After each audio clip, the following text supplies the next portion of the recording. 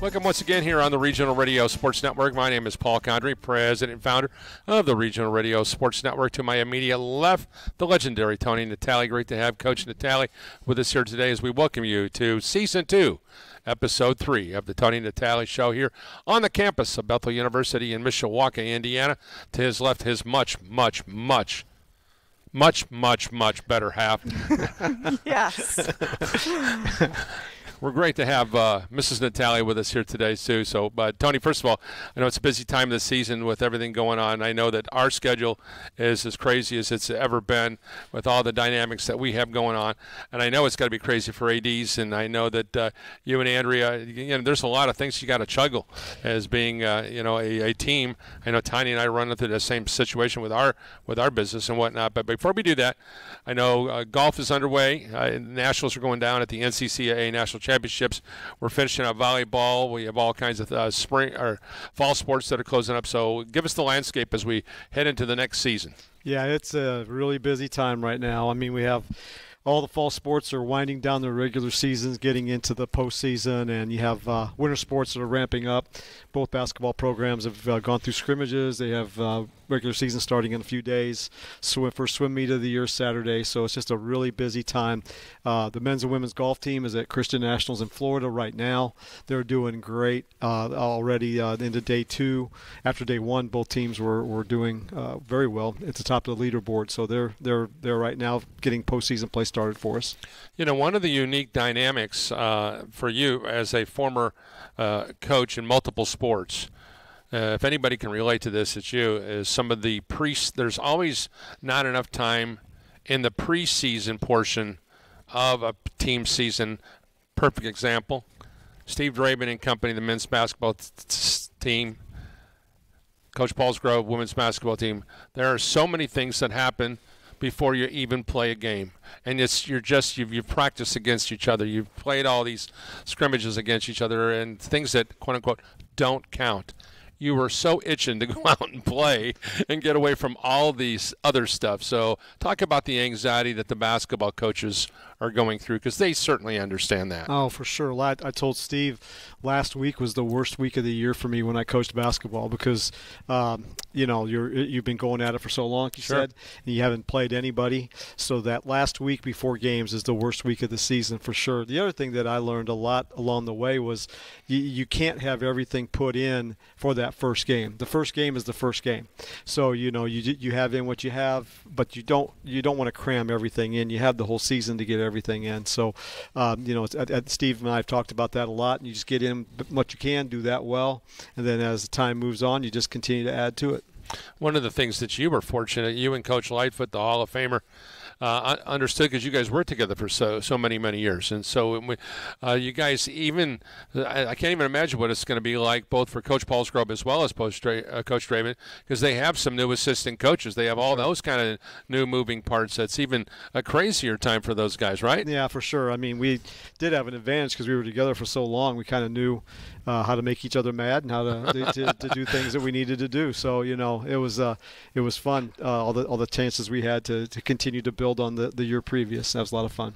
All right, well, you're going to talk about what it's like, and if anybody knows this conversation that you and I are going to have today, it's you and I, because we both have been very, very blessed to have great Christian women in our lives, people who certainly make an impact, keep us accountable for a lot of things. In addition to that, you just need to be able to work with them in some of the capacities. My wife is my business partner, so I certainly understand the dynamics and all the things that she does. There's not a job that she cannot do for Regional Radio Sports Network, with the exception, I think she would tell you that I don't think I'd be a very good play-by-play person. Outside of that, she would tell you that there's nothing that she can't do, from breaking down film to breaking down equipment, setting up equipment, making sure everybody gets paid, all those moving parts. And same situation with you and Andrea. You guys do a lot of things together. And we haven't even thrown in the part that, hey, listen, I got to go home, and then do we want to talk about this all over again? Right? Is that what it is? Yeah, I mean, there's no question. I mean, from the very beginning when we first started this journey, having Andrea on my side and just being able to complement everything that we've been able to get done, it's been a true team effort in every single way. So just like you mentioned, I mean, it's not anything I've done. It's something we've done, and everything that we've been able to accomplish, we've done together. Okay, so let's take us back to when you guys first met and how this journey began, and how many steps along the way have you gone together? Man, I don't. Or should I ask Andrea that question? Because she probably, Andrea, would you remember any of those things? Well, it started at step one because he was working selling insurance, which is a terrific job, but he just wasn't fulfilled. And he came to me one day, and we had only been married, maybe 1 or 2 years, and he said, I'm not completely fulfilled in what I'm doing. I think I kind of want to get into coaching. And I'm like, coaching? Of course, I knew what sport he was talking about because he loves basketball. That's how it began. And so we talked it over, and we weren't sure how that was going to be accomplished.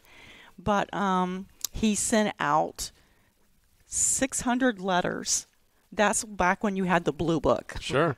And typed up a letter, sent 600 letters out with postage, and he got, I believe it was 2 favorable responses back. One was from Chadron State in Nebraska, and the other one was from Bowling Green, Ohio. And then? Went to Bowling Green and was a grad assistant there for a year, and that got everything started. I learned a lot that first year, and it's amazing how God works, because the fact that I could even remotely get into a Division I program without ever playing, I mean, it was a step of faith on their part, and I learned a ton. And then from there, Billy Keller, who's a great friend of mine, played with the Pacers, played at Purdue, was a head coach at University of Annapolis, worked with him for a year. And then there was a coaching change made there, and he got me in at Franklin College with Kerry Prather for 3 years.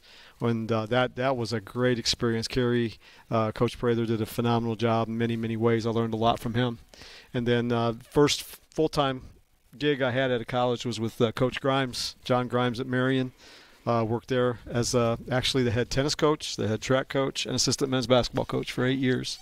And after those 8 years, I knew Coach Lightfoot from the conference. He knew I was from this area, had a lot of ties with recruiting and everything, and he offered me this position, and we made the move up. My parents were still alive, still living at that point, and it was great for them to be around us, that we could be for a while, so that was fun. And the one thing led to another, and here we are 26 years later and still here. So from when you delegate family members, and you've got another family member, Coach John Natali, sir. Mm-hmm. When you're the tallest hog in the trough, as they say, in this case, when you delegate something to a family member, there's always that unique situation. Well, I'm your brother, I'm your husband, whatever the case may be. Do you understand what I'm asking you to do this? Because you're part of the team. I know that when my children were working for me, I know that, and I still have a couple of them that still do. That's always an adventurous walk that you make with family members. So can you speak to working in the family dynamic with your wife and your brother? Yeah, I mean, the best example I could think of is even our daughter Cassie, who ran track for me. When she ran track for me, we had a conversation real early that, she's my daughter, and of course I love her more than everybody else on the team. But when it's time for practice and it's time for the meets, she's not my daughter. And the first meet that she was involved with, she went off to use the restroom with a bunch of young ladies, and she knew how we did things, and she came back late, and I kind of ripped into her, and she was surprised. I think Andrea was probably surprised. I know my assistant coaches were surprised. Stuck in the middle here. I was always stuck in the middle. But it was good, because she understood that, yes, she's my daughter, but at that point she wasn't. She's on the team. And the same thing with Andrea, she does camp and everything else, she knows how I feel about her, but when it's camp stuff and we're working together on that, it's Bethel, and we want to do the best job we can for Bethel. So, Andrea, talk about, I know that's your subspecialty, if you will, is working and kind of delegating the camps. Can you talk about how that kind of plays into the big picture of education-based athletics here at Bethel? Well, first of all, I love doing camp. It's a great experience for the kids as they come in, and they learn a lot from their coaches, coaching staff. And when I say staff, it's not only the assistant coaches of the coach whose camp it is, but it's also the athletes as well. So, they're able to pour in, and I get to see that on a daily basis all summer long. Camps start beginning of June. They go through the end of July. So for 8 weeks, this place is crazy. It's loud. It's energetic. It's so much fun. And it's a quiet time on the rest of the campus because all the students are gone. But yes, they come in, they learn a lot, and we see repeats all the time. One of the things, Tony, you and I have talked about several times on this program is the fact that looking back when we first started the program, that you guys were able to maintain camps during the COVID period, and we feel that that is probably one of the things that really helped keep the camps being consistent, keeping the camps still in a growth mode. And I think a lot of that has to do with Andrea's calming presence and allowing things to say, hey, listen, you know what, we're going to take care of all the business at hand. We're going to take care of all the things necessary to follow the guidelines. And so that had to be a very, very pivotal part, wasn't it? Oh, for sure. And you're exactly right. The COVID time when we made the decision to do what we did with camps was huge for us. I mean, nobody had camp, and the fact that Andrea was able to navigate that time and, like you say, do it in a calm way and reassure these parents that, we're not doing this haphazardly. We're taking care of their kids. And the best example I could think of is Coach Bray at Notre Dame. I mean, his kids that he had come to camp, I remember him having a conversation right through the doors talking about how he wished he could have had camp during that time and how it was great we were doing it, but we were doing it the right way. And I feel really good with the way Andrea handled that, the way Sarah, our trainer, handled that.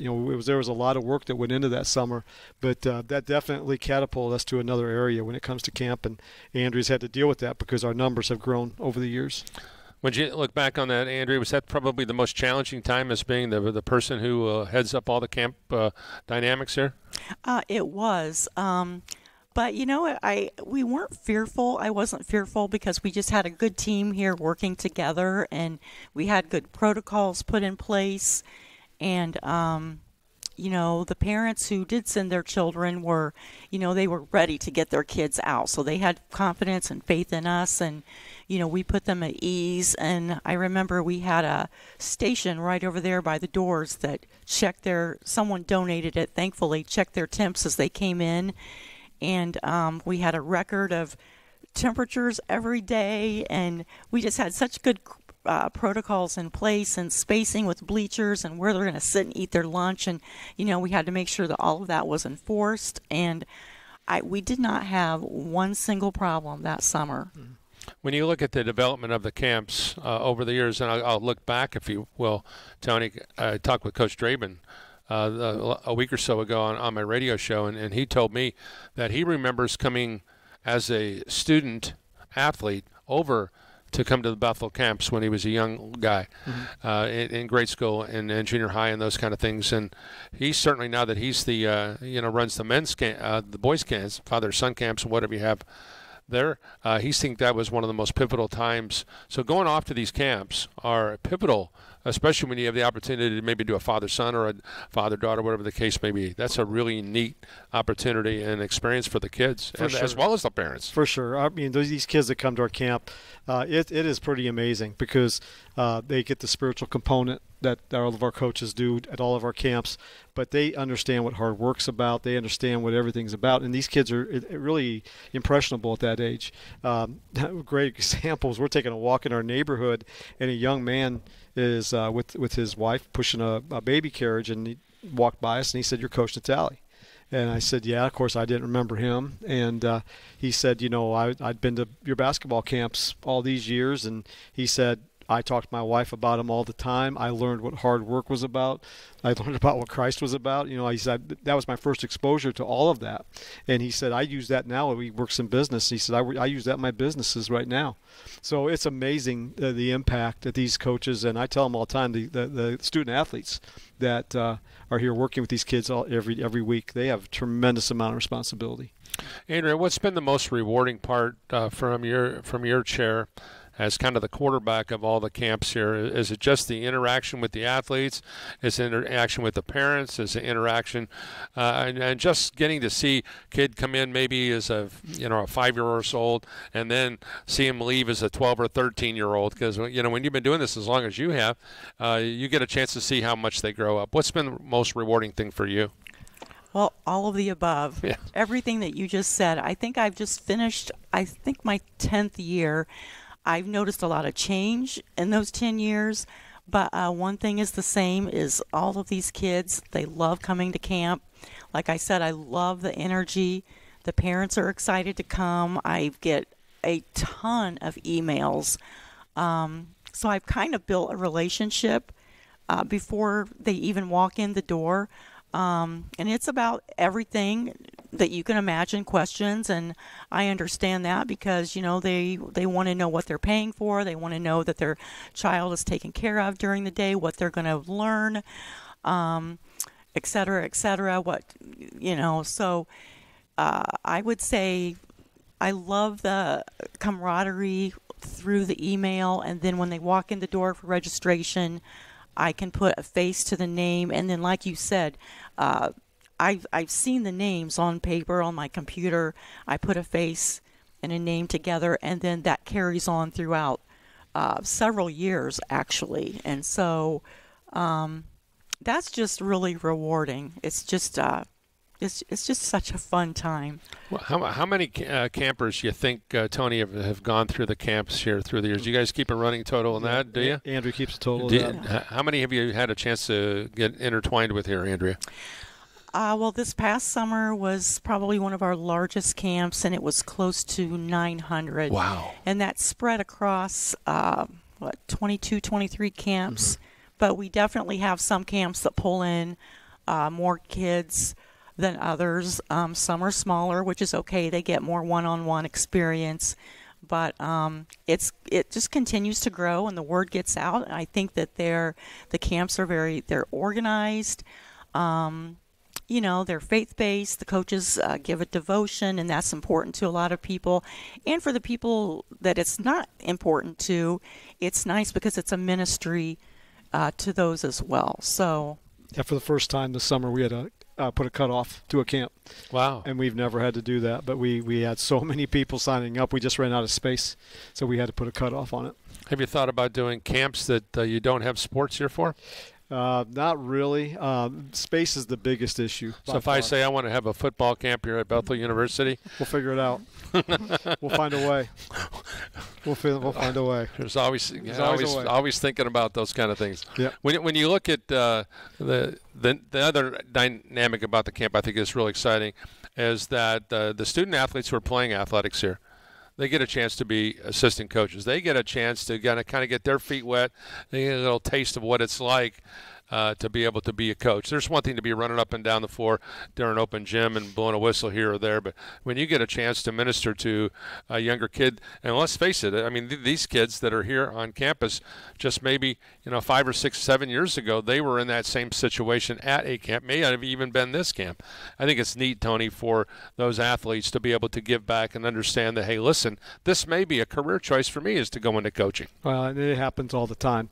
I mean, we have so many kids that have gone through the camp system who have come to Bethel as athletes, number one. And then I think of the kids that when I ran camp, I think of Landon Booker, who developed tremendous relationships with these young kids.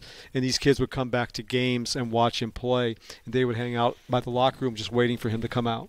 And Landon really took that seriously. I mean, he really knew the mentorship he had with those young kids, and really took that job seriously, and then was a tremendous mentor to those kids. Andrea, talk about the camps that you have on tap for here in 2025. Men's and women's basketball. What else you got going on? Well, men's and women's basketball. We have tennis, men's and women's soccer. We have lacrosse, cheerleading.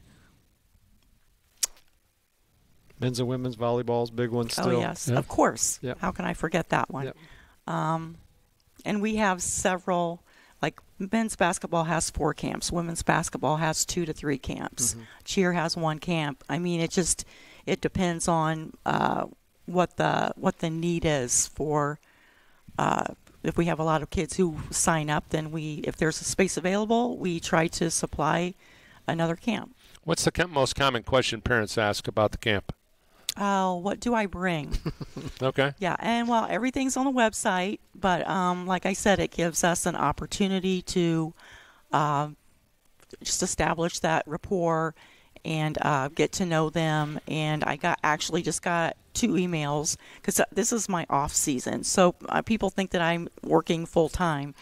It's a seasonal job. It usually starts January, ends in July. But I got 2 emails. One's asking she wants her daughter to take some lessons, like some volleyball lessons. So I'm the person, the interim person that she doesn't really know who to go to. So I connect her with, Coach Dregetz. Okay. And then I had another email from a basketball family, boys basketball, who needed some paperwork. So, this is my home away from home. I don't mind doing it. So, it's done and it's in the mail, so it's all good. All right. If someone wants to, I know I plan, Coach, you know this, I plan a year in advance because this is the way we kind of run our business, because we have about a 5-week window where we have a little bit of downtime. As soon as we send the Indiana Football Digest book off to the printer, we take a couple weeks off and go out to Maine and do our thing.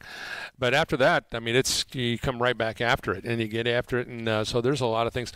I spend a lot of my summer times working on administrative stuff that I don't even do when Paul becomes the sportscaster guy. So give us an idea on if someone is interested in zeroing in and booking those dates or getting some of those ideas. What's the best way you want them to be in contact with you, Andrea or Tony? What are you guys thinking about that for this upcoming this upcoming summer?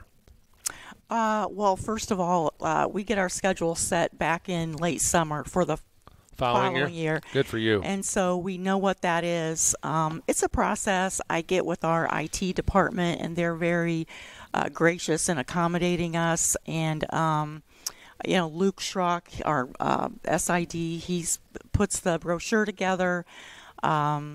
I get IT going because we have to have a form stack, to keep track of names, ages, money.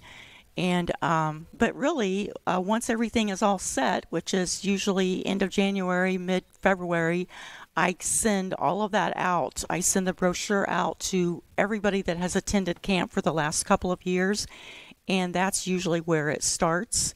I have a lot of people who communities like Penn Harris Madison or the Mishawaka Education Foundation, they do silent auctions. Churches do silent auctions where they are asking for some donations. So we donate camps at half off. We run what's called Super Saving Socials, which is like coupons through Pulse FM, where they can get up to 50% off. So, it's coming and going from all ends. There's needs out there for people who are in a financial bind sometimes. We do offer financial assistance. So it's just a myriad of a lot of moving parts. Yeah, for sure. All right, Tony, all available on the website? All available on the website. It'll all be up that beginning of February for sure. All right, so if you get any information on Bethel summer camps coming up, Andrea is the person of contact. Tony, I am sure at some point in time he'll also be the backup person of contact, just like Tanya Condry is the backup person of contact for Regional Radio Sports. Well, that's going to do it for our program here today. Thanks for joining us here for Episode 3 here in Season 2 of the Tony Natali Show for the legendary Tanner Camp. I'm Paul Condry. Thanks for joining us here from the YCAB Athletic Center just outside the Gates Gymnasium, and we're on the Regional Radio Sports Network.